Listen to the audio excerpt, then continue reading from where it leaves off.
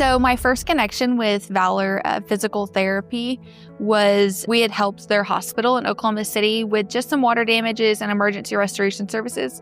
But outside of that, we were actually on scene before them in the April tornado, and we were able to educate them before they had been notified of their building damages.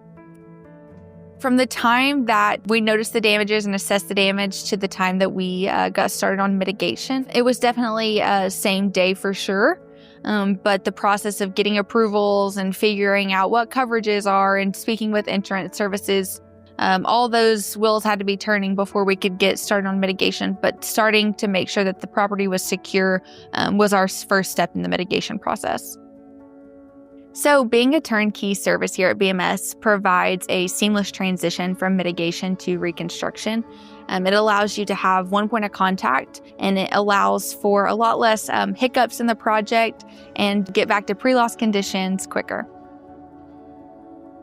So the staff at Valor, I think that, you see half your building gone from a tornado, and to be able to get a new facility, all new brick, all new mortar, all new flooring, and getting the property back up and running just how it was before pre-loss conditions. So they were very pleased to be able to see the results that they saw.